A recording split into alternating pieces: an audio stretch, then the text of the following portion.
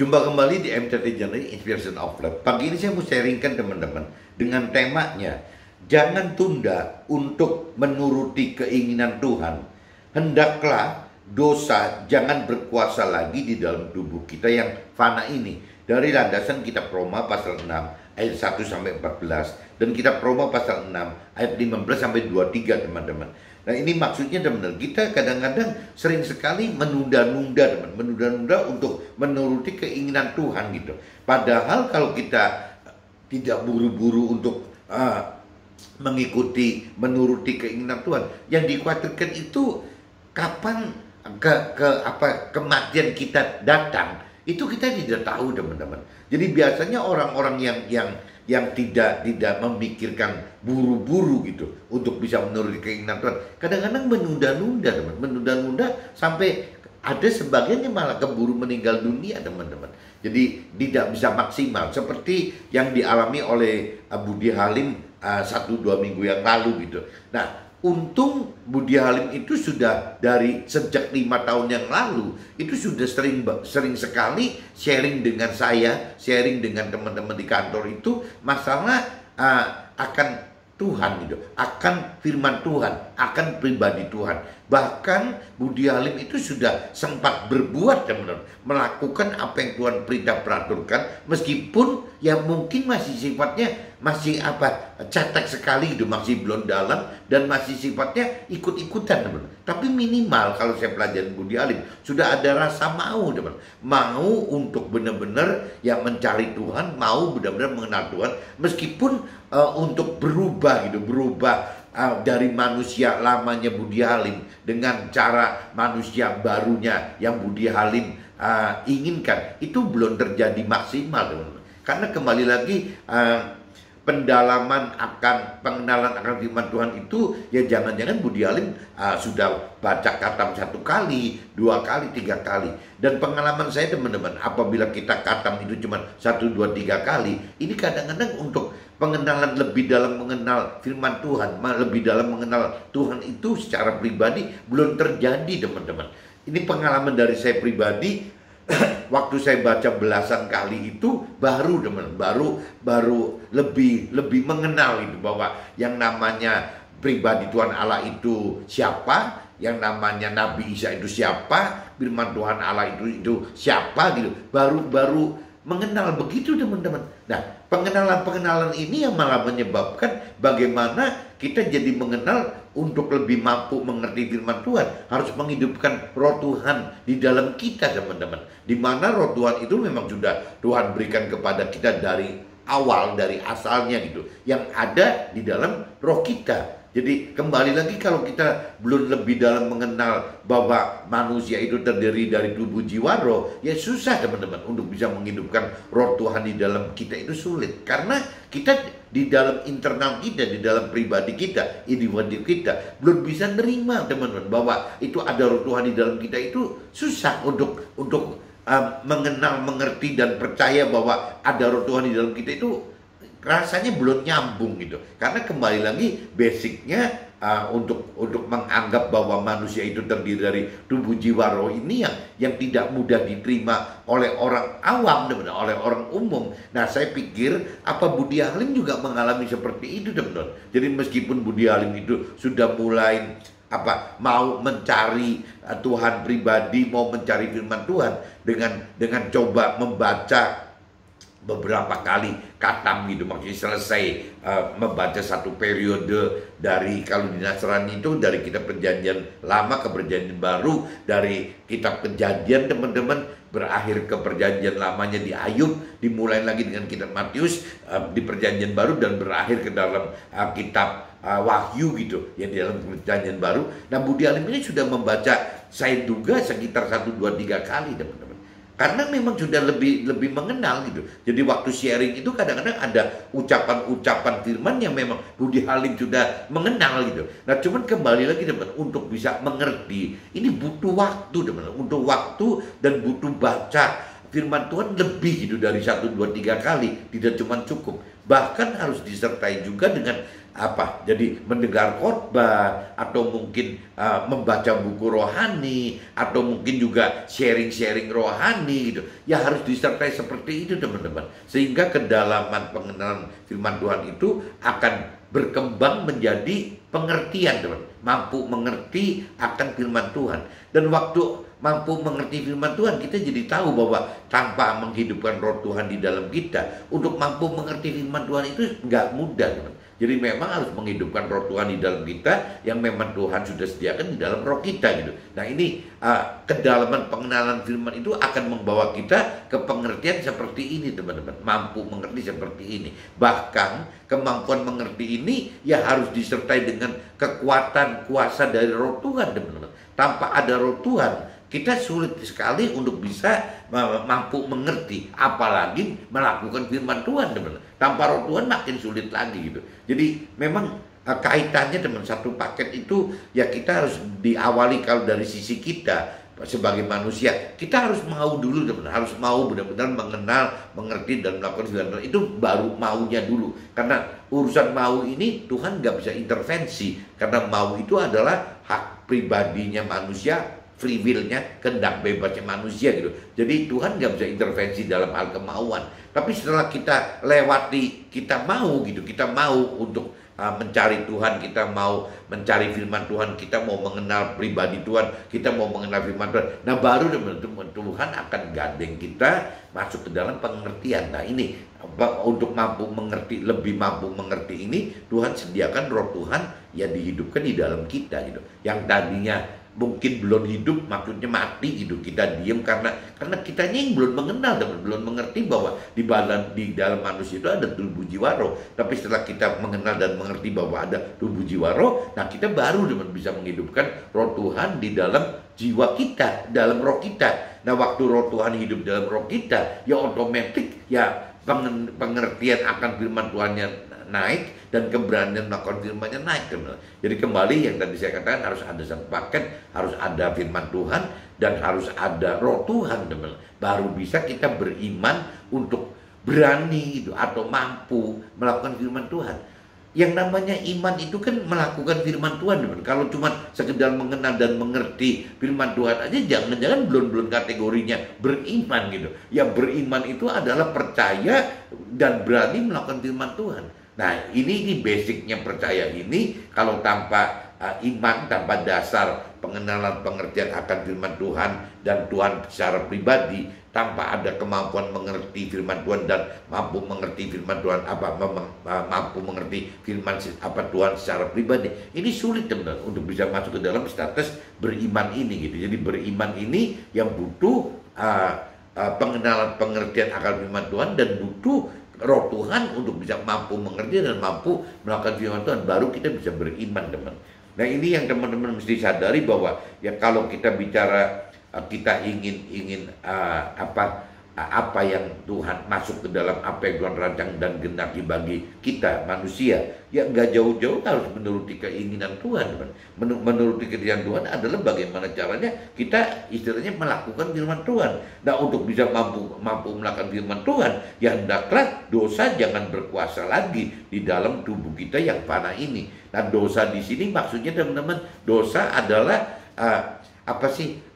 apabila kita tidak melakukan firman Tuhan gitu, ya berarti kategorinya sudah berdosa, teman. Nah, tapi kalau kita urut lagi bagaimana caranya melakukan firman Tuhan, ya selain butuh roh Tuhan untuk berani melakukan firman Tuhan, ya sebelumnya ya harus mampu mengerti dulu, teman. Harus mengerti apa sih perintah dan peraturan firman Tuhannya gitu. Nah, harus tahu dulu. Nah, untuk bisa mampu mengerti firman Tuhan, ya harus menghidupkan roh Tuhan lagi, teman. Roh Tuhan, dan harus lebih dalam mengenal firman Tuhan. Nah untuk bisa lebih dalam untuk menghidupkan roh Tuhan itu, ya kita harus memang mesti mengerti, teman. Harus mau lebih dalam mengerti bahwa memang di dalam kita itu ada roh Tuhan di dalam roh kita yang mesti dihidupkan. Nah untuk bisa mampu mengerti seperti ini, kita butuh kedalaman pengenalan akan firman Tuhan, teman. Nah waktu mendalami firman Tuhan, ya kita butuh ya selain membaca firman Tuhan, kita juga harus sharing firman Tuhan, kita harus baca buku rohani, kita harus dengar khotbah-khotbah gitu, sehingga kita lebih mengenal, lebih dalam mengenal firman Tuhan, teman-teman. Nah, untuk bisa lebih mengenal firman Tuhan itu, ya dasar awalnya harus mau dulu, teman-teman. Mau mengenal gitu. Kalau tidak ada dasar mau mengenal, ya susah. Nah, untuk mau mengenal, ya kembali lagi harus mau mencari Tuhan dulu, teman. Apabila kita tidak mencari Tuhan, diawali dengan mau mencari Tuhan, kita sulit, teman-teman, untuk mau mengenal itu. Nah, ini kaitannya paket itu seperti itu, teman-teman. Jadi dari mulai kemauan gitu mencari Tuhan, ya seperti yang di kitab Matius pasal 6 ayat 33 itu, ya bagaimana mencarilah dahulu kerajaan Allah dan kebenarannya, berarti bagaimana kita mencari Tuhan dan firman Tuhan, baru dari situ timbul pengenalan itu berkembang menjadi kedalaman pengenalan itu bertimbul menjadi mengerti itu berarti jadi akhirnya mengerti bahwa kita terdiri dari tubuh, jiwa, roh, dan ada roh Tuhan yang harus dihidupkan. Nah, setelah roh Tuhan dihidupkan berarti kita mampu mengerti, teman-teman. Setelah mampu mengerti, kita menjadi mampu untuk melakukan firman Tuhan. Kenapa? Karena kita beriman percaya, ya oleh karena pengenalan firman Tuhan, kedalaman pengenalan firman Tuhan, kemampuan firman Tuhan karena ada roh Tuhan, dan mau berani melakukan firman Tuhan karena ya kembali lagi mampu melakukan itu karena memang ada roh Tuhan di dalam situ, teman-teman. Jadi paketnya seperti itu, baru kita bisa masuk ke dalam kategori yang kita pelaku firman seperti yang Tuhan inginkan itu, teman-teman. Nah, waktu itu kita bisa mulai tahu bagaimana caranya kita tidak berbuat dosa, teman-teman. Yang itu selama apa yang dilakukan dalam hidup ini tidak menyimpang dari perintah-perintah Tuhan, ya berarti kita tidak berdosa, teman-teman. Tapi apabila kita menyimpang dari apa yang diperintahkan firman Tuhan, ya kita berarti berdosa. Nah, kita belajar bagaimana caranya untuk menghindarkan dosa itu, teman-teman, dengan cara yang melakukan apa yang diperintahkan oleh firman Tuhan supaya kita tidak berdosa.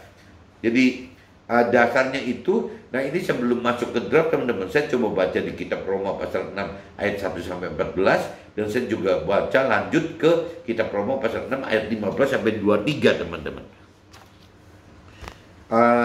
Kitab Roma pasal 6 ayat 1-14, perikopnya, teman-teman, mati dan bangkit dengan si Nabi Isa, atau mungkin kalau di universalkan mati dan bangkit dengan melakukan firman Tuhan, teman-teman.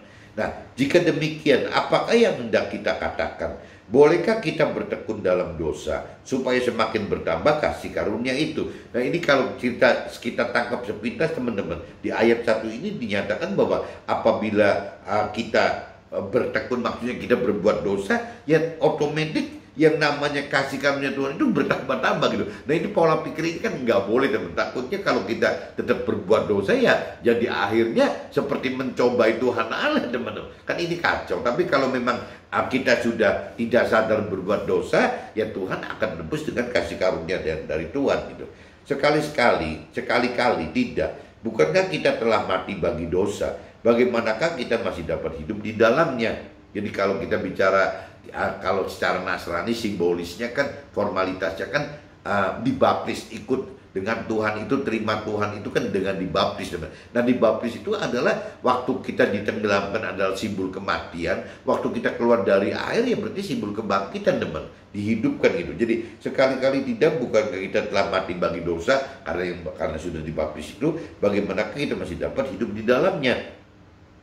Atau tidak tahukah kamu bahwa kita semua yang telah dibaptis dalam firman Tuhan tersebut gitu, telah dibaptis dalam kematiannya Nabi Isa juga, teman-teman. Jadi apabila kita sudah dibaptis dalam firman Tuhan, berarti kita juga sudah dibaptis dalam kematian dari si Nabi Isa sebagai sulungnya kita gitu. Dengan demikian kita telah dikuburkan bersama-sama dengan Nabi Isa oleh baptisan dalam kematian. Simbolisnya gitu, teman-teman. Jadi ibaratnya kalau kita sudah dibaptis itu, ya berarti kita sudah menerima kematian yang bersama dengan Nabi Isa gitu. Nah, supaya sama seperti Nabi Isa telah dibangkitkan dari antara orang mati oleh kemuliaan Tuhan Allah. Demikian juga kita akan hidup dalam hidup yang baru. Jadi apabila kita mengikuti Nabi Isa, yang terjadi Nabi Isa, ya berarti waktu Nabi Isa dibaptis itu berarti kita mati gitu. Kita bareng-bareng kita waktu diselamatkan itu kita mati, itulah waktu kita keluar dari air ya kita bangkit gitu. Gampangnya gitu. Nabi Isa juga ya seperti itu gitu, mengalami seperti itu teman. Sebab jika kita telah menjadi satu dengan apa yang sama dengan kematian Nabi Isa, kita juga akan menjadi satu dengan apa yang sama dengan kebangkitan Nabi Isa tersebut gitu. Jadi kematiannya sama, kebangkitan Nabi Isa-nya juga sama gitu. Karena itu kita tahu bahwa cuman bedanya gini teman, kalau kematian Nabi Isa itu istilahnya sampai harus benar secara fisik mati gitu. Tapi kalau kita tidak teman, kita itu ya mati nafsu daging kita, nafsu duniawi kita, itu maksudnya gitu teman. Jadi matinya beda. Kalau Nabi Isa itu memang benar-benar diperintah peraturan oleh Tuhan ya untuk mati secara fisik, karena darah Nabi Isa itu digunakan untuk membebaskan dosa awalnya Adam dan Hawa dan dosa asal kita yang memang waktu kita belum bertobat, berbalik bertobat teman-teman, itu butuh darahnya Nabi Isa untuk simbolis ya menebus dosa-dosa itu teman. Kalau kita kan tidak punya kewajiban itu teman, makanya nggak perlu harus mati fisik, istilah darahnya menebus orang lain, menebus sesama kita. Tidak, cuma cukup darahnya Nabi Isa yang menebus seluruh manusia sesama kita gitu. Itu sudah cukup. Nah itu jadi kitanya apa? Istilah mati di sini adalah mati dalam arti kata ya nafsu dunia atau nafsu daging kita teman-teman. Itu bedanya matinya Nabi Isa dengan matinya kita sebagai manusia, sebagai adik-adiknya gitu ya. Ya bedanya di situ teman-teman. Karena kita tahu bahwa manusia lama kita telah terus disalibkan supaya tubuh dosa ini hilang kuasanya, agar jangan kita menghambakan diri lagi kepada dosa. Sebab siapa yang telah mati, ia telah bebas dari dosa.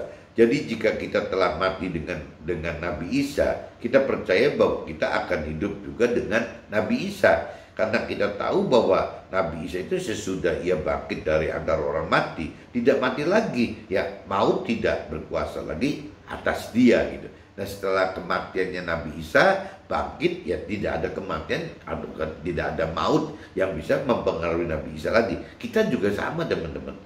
Sebab kematian Nabi Isa adalah kematian terhadap dosa satu kali dan untuk selama-lamanya, dan kehidupan Nabi Isa ya adalah kehidupan bagi Tuhan Allah. Demikianlah hendaknya kamu memandangnya bahwa kamu telah mati bagi dosa, tetapi kamu hidup bagi Allah dalam Nabi Isa tadi gitu. Sebab itu hendaklah dosa jangan berkuasa lagi di dalam tubuh kita yang fana ini, supaya kita jangan lagi menuruti keinginannya, ya keinginan si dosa-dosa itu dan keinginan daging itu teman-teman, keinginan tubuh itu gitu. Dan janganlah kamu menyerahkan anggota-anggota tubuhmu kepada dosa untuk dipakai sebagai senjata kelaliman, tetapi serahkanlah dirimu kepada Tuhan Allah sebagai orang-orang yang dahulu mati, tetapi yang sekarang ini hidup. Dan serahkanlah anggota-anggota tubuhmu kepada Tuhan Allah untuk menjadi senjata-senjata kebenarannya. Sebab kamu tidak akan dikuasai lagi oleh dosa, karena kamu tidak berada di bawah hukum Taurat, tetapi di bawah hukum kasih karunia. Jadi apabila kita sudah hidup dengan bukan teori gitu, teori rohani aja, tapi kita hidup dengan ya sering saya katakan dengan rema, dengan kasih karunia dari Tuhan gitu. Ya bukan hidup dengan cara logos, ya harusnya kita sudah tidak berbuat dosa lagi teman-teman. Jadi kalau kita sampai masih berbuat dosa, ya kita mesti koreksi diri. Berarti kita belum nyampe ke titik itu gitu. Nah ini saya sudah bacakan di kitab Roma pasal 6 ayat 1 sampai 14, dan saya lanjut teman-teman di kitab Roma pasal 6 ayatnya 15 sampai 23 teman-teman. Nah, ayat itu. Nah perikopnya teman-teman yang 15 sampai 23 itu dua macam perhambaan. Nah, perikopnya judulnya itu gitu. Jadi bagaimana, apakah kita akan berbuat dosa karena kita tidak berada di bawah hukum Taurat, tetapi di bawah kasih karunia? Sekali-kali tidak. Apakah kamu tidak tahu bahwa apabila kamu menyerahkan dirimu kepada seorang sebagai hamba untuk mentaatinya, ya kamu adalah hamba orang itu yang harus kamu taati. Dan baik dalam dosa yang memimpin kamu kepada kematian maupun dalam ketaatan yang memimpin kamu kepada kebenaran. Tetapi syukurlah kepada Allah, dahulu memang kamu hamba dosa, tetapi sekarang kamu dengan segenap hati telah mentaati pengajaran yang telah diteruskan kepadamu. Kamu telah dimerdekakan dari dosa dan menjadi hamba kebenaran. Aku mengatakan hal ini secara manusia karena kelembahan kamu, sebab sama seperti kamu telah menyerahkan anggota tubuhmu menjadi hamba kecemaran dan kedurhakaan yang membawa kamu kepada kedurhakaan, demikian hal kami sekarang harus menyerahkan anggota-anggota tubuhmu menjadi hamba kebenaran yang membawa kamu kepada pengudusan. Sebab waktu kamu hamba dosa, kamu bebas dari kebenaran. Tapi dan buah apakah yang kami petik daripadanya, semuanya itu menyebabkan kamu merasa malu sekarang, karena kesudahan umumnya ialah kematian. Tetapi sekarang setelah kamu dimerdekakan dari dosa dan setelah kamu menjadi hamba Allah, kamu beroleh buah yang membawa kamu kepada pengudusan, dan sebagai kesudahannya ialah hidup yang kekal. Sebab upah dosa ialah maut, tetapi karunia Allah, Tuhan Allah ialah hidup yang kekal dalam firman Tuhan itu gitu. Jadi intinya kitab Roma pasal 6, saya sudah bacakan dua-duanya teman-teman, dari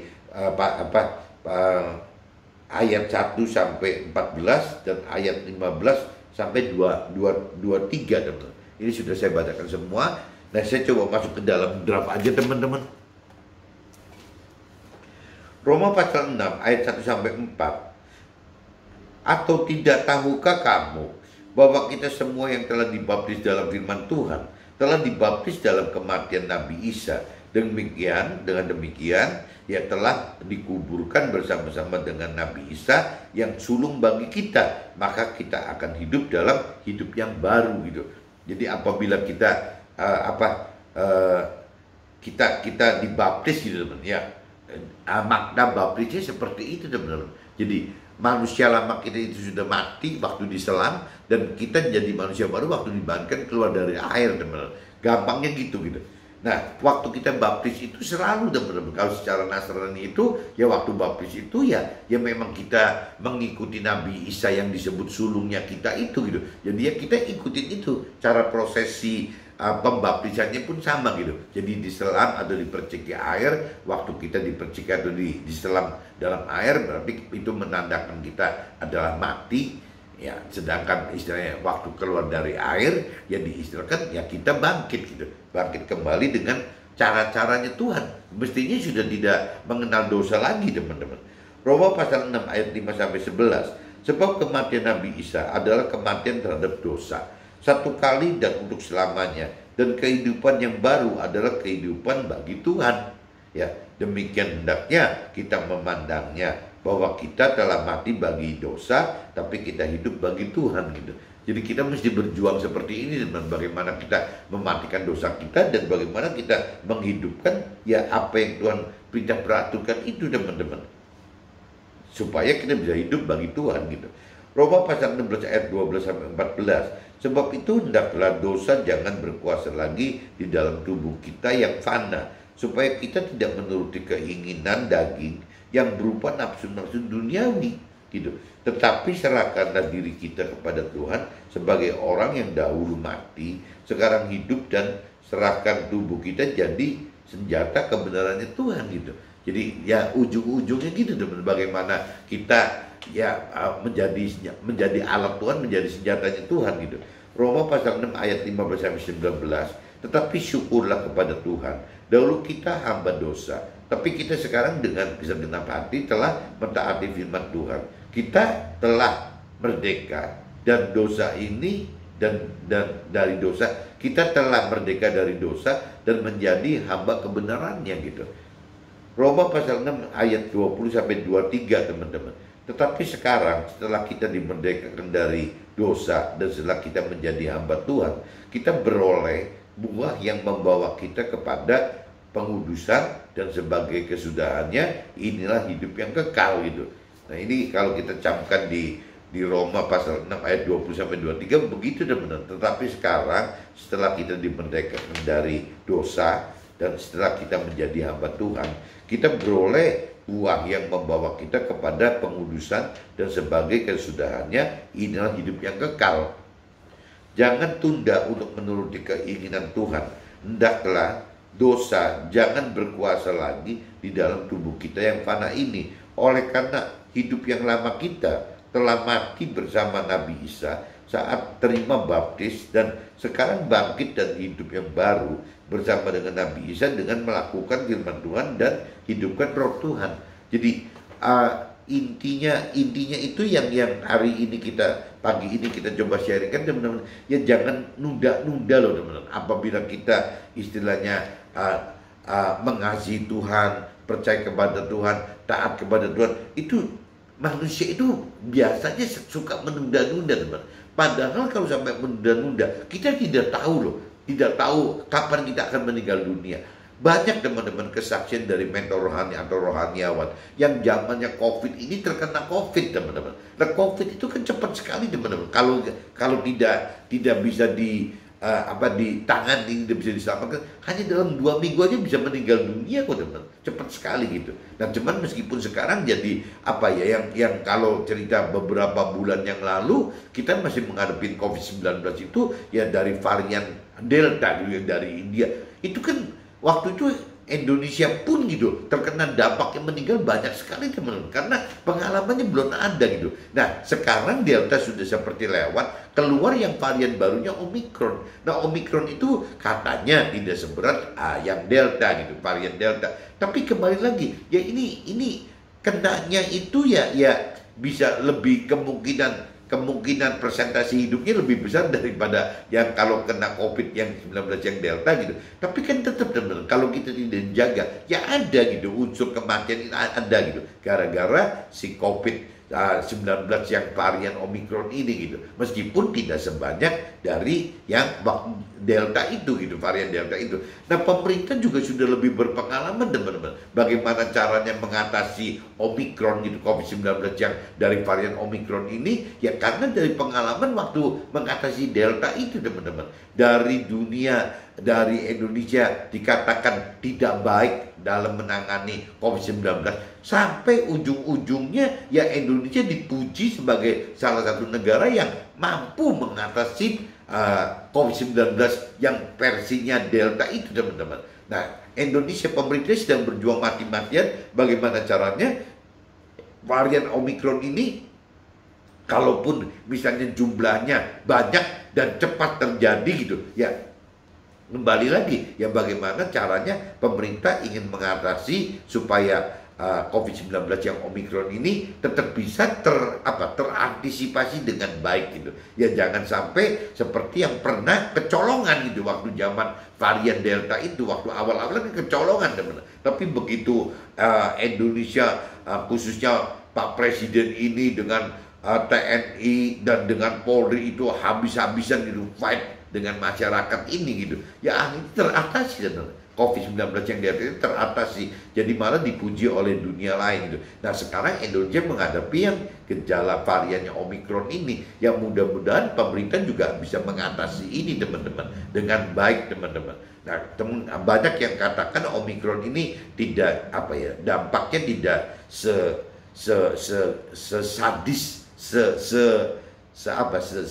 sekejam si varian Delta teman-teman. Tapi waktu hal gejala-gejalanya ya lebih cepat gitu. Ya apabila nggak hati-hati lebih cepat gitu. Nah ini yang mesti buru-buru kita atasin bagaimana tetap dengan ya mesti jaga jarak, ya pakai masker, ya cuci tangan gitu. Nah sembari ya ini yang apabila ada gejala kurang enak ya secepatnya coba tes. Ya, mungkin antigen dulu kali teman-teman apabila pengen lebih ringan gitu, lebih cepat pakai antigen. Kalau antigen masih positif, naik lagi apa di swab aja gitu ya, supaya kita jangan ragu-ragu. Nah kalau swab pun masih tetap positif, apa naik lagi ke PCR aja gitu. Nah kalau benar udah PCR ya sudah, kita benar-benar isolasi mandiri atau masuk ke tempat isolasi yang pemerintah udah sediakan gitu ya, untuk bisa ya kita bisa terselamatkan dan tidak menulari keluarga kita atau teman-teman kita, teman-teman.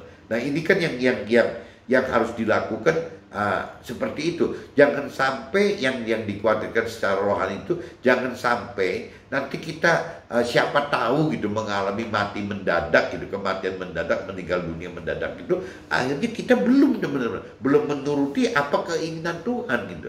Ya ini yang mesti dihati-hati. Jadi bagaimana caranya kita harus secepatnya gitu, jangan menunda-nunda lagi ya, untuk bisa masuk ke dalam apa yang Tuhan perintah peraturan itu, yaitu menuruti keinginan Tuhan. Ya hendaklah dosa jangan berkuasa lagi gitu, teman-teman. Ya ini kembali lagi teman-teman harus tahu gitu bahwa penyakitnya manusia itu kadang-kadang suka menunda-nunda, teman-teman. Nah menunda-nunda karena kembali lagi karena tidak mengenal lebih dalam akan firman Tuhan dan akan Tuhan Allah secara pribadinya, tidak mengerti, tidak mampu mengerti akan firman Tuhan Allah dan pribadi Tuhan Allah, sehingga tidak berani melakukan firman Tuhan, akhirnya ditunda, teman. Bahkan orang yang tidak mengenal firman Tuhan sama sekali malah beranggapannya bahwa hidup itu bukan sesuai dengan apa yang Tuhan rancang kendaki, tapi hidup itu mengalir seperti apa yang dunia rancang dan kendaki. Kenapa? Karena tidak masuk ke dalam pengenalan itu, teman-teman, tidak masuk ke dalam pengertian itu gitu. Jadi akhirnya ya pengenalan pengertian akan hidup itu ya dasarnya cuma dari pikiran perasaan kehendak kita sendiri aja, teman-teman, bukan dari pikiran perasaan kehendak Tuhan yang berupa firman Tuhan gitu. Nah waktu kita berpikir dengan pikiran perasaan dan kehendak kita sendiri, bukan karena firman Tuhan, bukan karena pikiran perasaan dan kehendak Tuhan, akhirnya kita ke bawah, teman-teman. Yang mayoritas yang kita ikuti, umumnya kan manusia gitu, teman-teman. Sama aja kalau kita bicara paling gampang soal kuliner aja, teman, soal makan itu paling mudah ya. Apabila kita keluar kota atau keluar pulau atau keluar negeri, kita lihat aja ya, kalau tempat makan itu misalnya ramai sekali dikunjungi, harganya worth it gitu ya, kita akan masuk ke dalam restoran itu, teman-teman, baik di luar kota, baik di luar pulau atau di luar negeri. Kenapa? Ya karena pada umumnya manusia akan ikut-ikutan bahwa yang banyak itu yang jadi contoh. Nah yang cilaka itu, teman-teman, kalau bicara kebenaran hidup, yang nggak benar ini orang dunia dan orang keyakinan, maksudnya orang yang beragama tapi kurang benar, yang mengenal Tuhan pribadi dan firman Tuhannya. Berarti orang keyakinan ini lebih banyak, teman-teman. Orang yang dunia dan orang yang berkeyakinan itu jauh lebih banyak daripada orang yang percaya, teman-teman. Nah ini yang repotnya ini gitu. Jadi kalau kita tidak hati-hati ya, kita tidak benar-benar tergerak untuk mau gitu. Nah biasanya untuk tergerak mau itu Tuhan juga pakai, teman-teman, pakai permasalahan hidup kita ini ya timbul gitu. Nah maksudnya Tuhan dengan permasalahan itu akhirnya kita mencari Tuhan ya, mestinya gitu. Tapi yang tegar tengkuk dan degil itu ya menghadapi permasalahan pun bukan mencari Tuhan gitu ya, bukan mencari bagaimana mengenal firman Tuhan, bagaimana mengerti firman Tuhan, bagaimana melakukan firman Tuhan, tapi malah bagaimana caranya mengatasi masalah-masalah tadi, teman. Permasalahan tadi diatasi dengan kekuatan diri sendiri, teman-teman. Dipakai pikiran, perasaan, dan kehendak sendiri, bagaimana mengatasi permasalahan itu. Dan kalau mengatasi masalah itu mengadakan diri sendiri udah nggak mampu, teman-teman, biasanya bukan nyari Tuhan, teman-teman. Ya orang dunia atau orang percaya itu mencari manusia lain, teman, mencari teman gitu, manusia lain yang udah yang bisa mampu untuk mengatasi permasalahan kita. Dan kalau sampai kita mencari manusia lain juga tidak ketemu yang bisa diandalkan, teman, biasanya manusia itu mencari roh, kekuatan roh, bukan kekuatan manusia lagi, kekuatan roh. Nah waktu kita menggunakan kekuatan roh, nah ini kan roh ini banyak sekali, teman-teman, bukan cuma roh Tuhan aja gitu. Jadi roh-roh jahat di udara itu banyak sekali. Ada rohnya si kita sendiri, ada rohnya orang mati, ada rohnya si iblis, si setan, dan lain-lainnya. Itu banyak sekali, teman-teman, roh-roh seperti itu gitu. Nah, kalau tanpa dasar pengenalan pengertian akan firman Tuhan, kita akhirnya tidak mengenal, tidak mengerti roh mana gitu. Yang roh yang kebenaran dan roh yang memang dasarnya jahat gitu. Nah, roh yang dasarnya jahat, yang gak jauh-jauh teman-teman. Ya apa kelompoknya itu pasti kelompok iblis dan setan-setan dan teman-temannya gitu. Pasti seperti itu gitu. Nah, waktu kita tidak mengenal mengerti akan firman Tuhan, kita yang khawatir itu terjebak masuk ke dalam mengandalkan roh-roh yang bukan dari Tuhan, teman. Nah, kalau roh yang dari Tuhan itu tetap basically kan harus ada pengenalan pengertian akan firman Tuhan. Kalau roh Tuhan tidak disertai dengan pengenalan pengertian akan firman Tuhan, tidak terjadi apa-apa, teman-teman. Karena Tuhan bekerja itu salah satunya adalah lewat firman-Nya gitu. Jadi firman-Nya itu bisa digerakkan oleh Tuhan dengan roh Tuhan-Nya gitu, ya, yang menjadi rema itu. Tapi kalau kita tidak memiliki roh Tuhan, ya memiliki firman Tuhan gitu dan roh Tuhan, repot teman-teman. Jadi seperti cerita zaman dulu di kita perjanjian lama, ya firman Tuhannya tidak ada, tapi banyaknya firman Tuhan itu diucapkan langsung oleh Tuhan. Nah, kembali banyak peran roh Tuhan yang lebih dominan dibanding firman Tuhan. Tapi kalau zaman kita sekarang ada dua, teman-teman. Ada firman Tuhan yang lebih gampang gitu, yang nyanding gitu, mudah sekali tersedia gitu. Maksudnya untuk setiap saat kita mau baca bisa gitu. Zaman dulu kan tidak ada, teman. Dan cuman bedanya kalau kita sudah lebih dalam mengenal firman Tuhan, ya selalu ya waktu kita ingin membaca firman Tuhan itu selalu melibatkan roh Tuhan. Ya untuk mampu mengerti, untuk bisa mengarahkan kita gitu. Ya biasanya Tuhan akan jawab dengan dorongan-dorongan dari hati kita yang berupa rema tadi, teman. Dorongan dari Tuhan gitu di dalam hati kita bahwa ini firman-Nya yang A, ini maksudnya gini, yang B maksudnya gitu. Jadi ada dorongan semacam itu, teman-teman. Nah, ini yang kita mesti hidupkan seperti itu. Jadi kembali lagi ya, apabila kita parameternya adalah tidak tergerak untuk mau mencari Tuhan, mau mencari firman Tuhan, ya repot, teman-teman. Parameternya nanti ya seperti tadi saya cerita orang kuliner tadi. Yang penting kalau banyak orang yang nimbrung berarti itu yang terbaik, terbenar gitu. Nah, akhirnya masuk, teman-teman. Karena orang dunia dan orang berkeyakinan itu majority lebih banyak daripada orang yang benar. Ya jangan-jangan kalau saya proporsikan, ada nggak sih orang dunia dan orang yang berkeyakinan itu 90% gitu. Berarti yang kurang benar gitu. Yang benar itu 10% gitu. Saya khawatir jangan-jangan tidak ada loh, teman. Nah, kalau sampai tidak ada ini bagaimana gitu? Ya apakah yang benar itu hanya 1%, yang tidak benar itu 99%? Apa benar yang terdiri dunia, orang dunia dan orang berkeyakinan itu 99%? Ya orang percaya itu 1%, atau 90% lawan 1%? Atau kalau lebih bagus lagi, ya kalau bisa yang benar itu yang salah itu 59%, 51%, yang benar itu 49%. Itu kan yang terbaik kan itu, teman-teman. Kalau cerita dibalik yang benar lebih banyak daripada yang salah sih kayaknya nonsen, teman-teman. Pasti yang firman Tuhan katakan memang yang ikut Tuhan itu sedikit jumlahnya. Jadi meskipun Tuhan undang banyak, pilih banyak, tapi kembali respon dipilih itu kitanya bagaimana? Kalau kita yang tidak berespon atas diundang dan dipilihnya kita, ya tetap aja, teman-teman, kita tidak bisa masuk dalam hidup kebenaran yang Tuhan rancang dan kehendaki. Jadi kembali lagi ya kita kembali lagi kalau kita bicara, kita jelas pelaku firman ini dalam arti kata melakukan kebenaran apa yang Tuhan rancang kehendaki dan perintah peraturan itu pasti lebih kecil, teman. Ya itu perbandingannya bisa, apakah benar yang percaya itu cuma 1% gitu, yang orang dunia dan orang keyakinan itu 99%, ya atau mungkin kitanya yang 10%, orang yang benarnya 10% itu, yang orang dunia dan mereka itu 90%. Atau maksimalnya ya kita itu 49%, teman-teman. Ya tidak melakukan firman Tuhan ya yang 51%, karena memang dikatakan bahwa yang benar itu lebih sedikit daripada yang tidak benar. Ini yang kita mesti hati-hati, teman-teman. Yang urusan kalau cerita tadi diumpamakan karena warungnya rame, ya kita jadi ikut-ikutan nimbrung. Ya kalaupun misalnya kita udah ikut nimbrung ternyata makannya tidak enak, teman-teman, ya kita cuma paling akan katakan ternyata seleranya beda ya, warung ini kok banyak banget yang datang tapi kok kita nggak suka. Ya kita mesti curiga, ya apakah memang karena makanannya enak, atau karena harganya murah, teman, atau karena bersih, atau karena banyak teman-temannya si warung tersebut, si ownersnya gitu, karena kebaikan hatinya atau apa, bisa saja. Tapi yang jelas tidak enak di lidah gitu, bahwa ini tidak enak. Nah ini yang kita mesti hati-hati teman-teman. Jadi tidak bisa dijamin bahwa yang rame itu, yang mayoritas itu yang benar gitu. Karena dalam kebenaran Tuhan itu ya tadi dikatakan yang memang yang justru yang ikut dalam Tuhan, dalam kebenaran Tuhan itu yang minimal teman-teman, bukan yang mayoritas tapi yang minoritas gitu.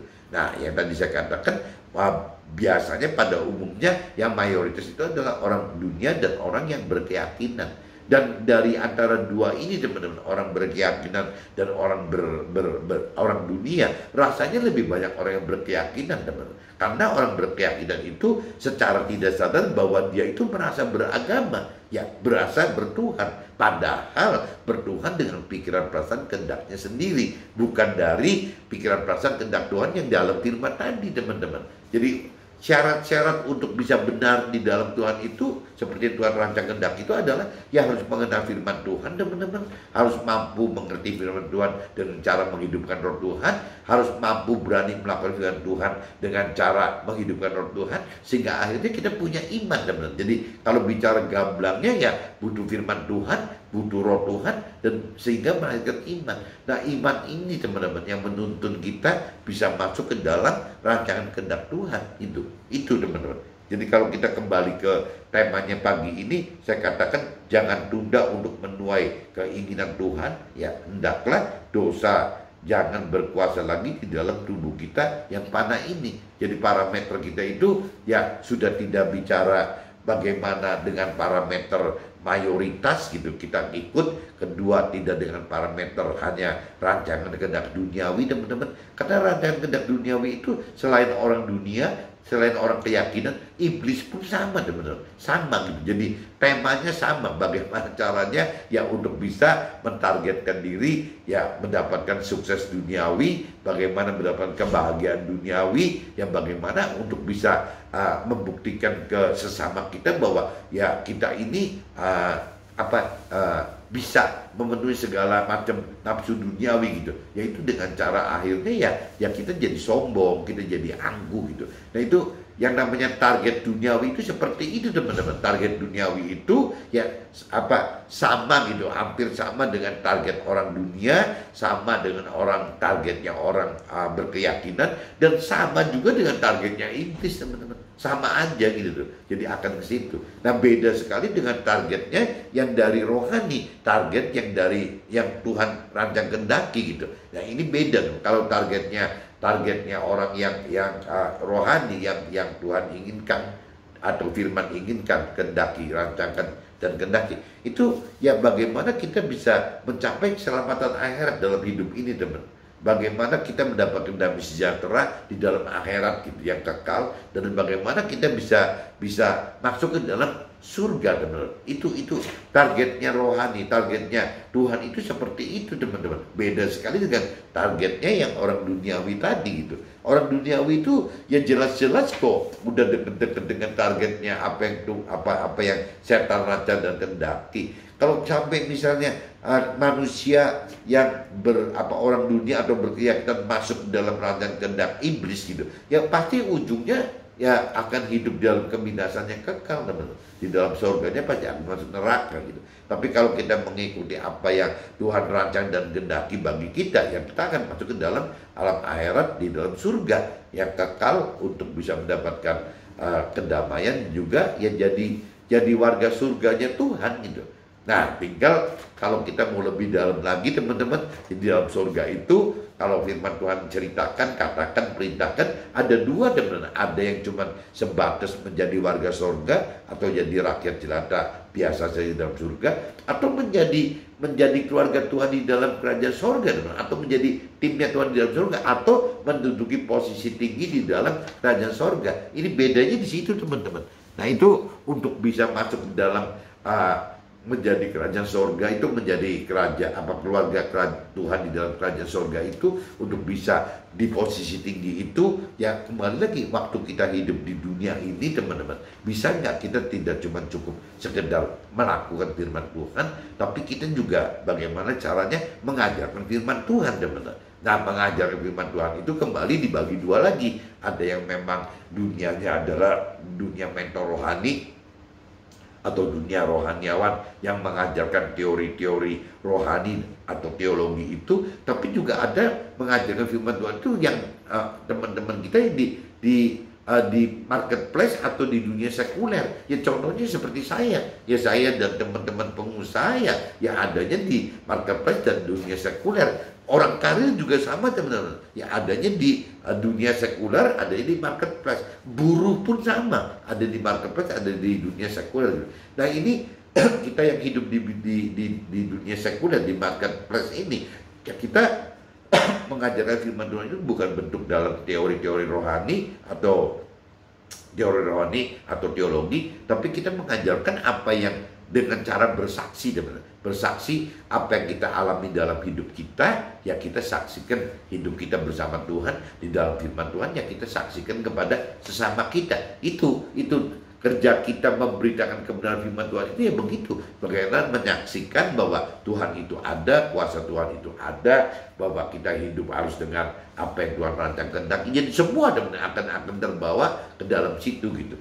Mudah-mudahan teman-teman dengan saya coba jelaskan seperti ini, teman-teman bisa tangkap maksudnya gitu. Jadi jangan tunda-tunda lagi teman-teman untuk bisa itu. Saya apa ya, antara sedih dan tidak sedih melihat apa yang terjadi terhadap ayah saya maupun Budi Halim teman-teman. Ayah saya juga mengalami hal seperti Budi Halim gitu. Ya sebenarnya kalau waktu itu dari sisi rohani, bisa saja waktu ayah saya umur 88 meninggal itu adalah waktu yang berbuah secara rohani yang terbaik gitu, sehingga Tuhan ambil waktu usianya 88. Nah begitupun dengan si Budi Halim, ya mungkin Tuhan bisa melihat bahwa yang terbaik, hasil buah rohaninya Budi Halim itu yang terbaik tahun 63.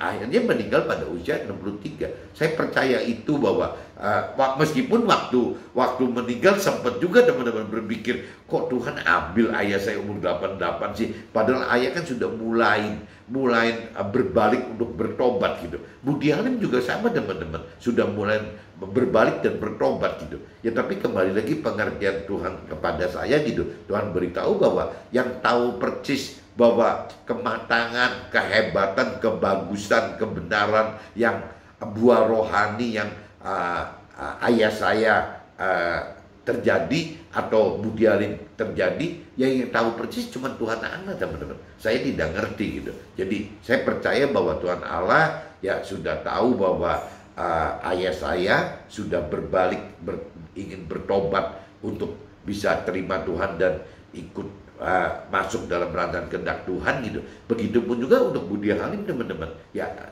saya percaya bahwa ya Tuhan sudah tahu bahwa yang namanya Budi Halim itu berbalik dan bertobat teman-teman untuk lebih terima Tuhan, meskipun tidak sempat secara duniawi itu bicara formalitas teman-teman sampai Budi Halim dibaptis.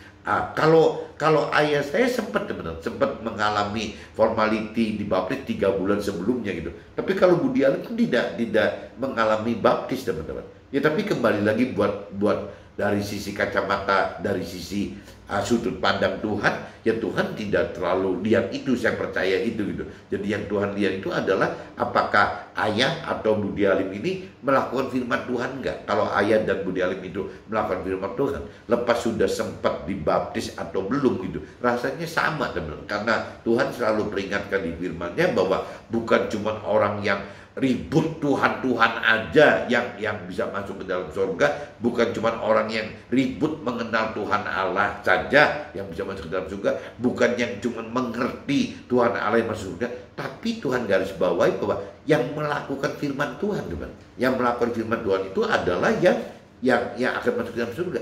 Jadi untuk teman-teman saya yang di mentor rohani dan rohaniawan juga harus hati-hati, jangan sampai dianggap sudah mengajarkan teori rohani atau teologinya, dianggapnya sudah melakukan firman Tuhan. Beda teman-teman. Yang namanya mengajarkan firman Tuhan, teori firman Tuhan atau teori-teori teologinya firman Tuhan, itu namanya juga mengajarkan teman-teman, bukan melakukan firman Tuhannya gitu. Jadi mentor rohani dan orang dewasa juga harus buru-buru sadar bahwa yang Tuhan mau itu adalah kita semua, baik mentor rohani, rohaniawan maupun orang biasa, pengusaha atau orang karir atau orang buruh gitu. Ya semua harus bisa melakukan firman Tuhan, karena parameternya adalah orang yang melakukan firman Tuhan ini yang akan bisa masuk ke dalam surga. Tapi kalau orangnya sudah sekedar mengenal, mengerti, bahkan mengajar firman Tuhan tanpa melakukan firman Tuhan, itu tidak akan bisa masuk ke dalam surga, teman. Jadi mudah-mudahan teman-teman tahu ini, dan kalau memang kita masih ada di pola pikir yang salah atau tindakan yang salah, ya secepatnya balik lagi, teman. Jangan menunda menuruti keinginan Tuhan, ya, dan juga hendaklah dosa ya tidak berkuasa lagi di dalam hidup kita ini, teman. Dosa adalah menyimpang dari apa yang Tuhan perintah peraturan dalam firman-Nya. Oke teman-teman, see you, bye-bye.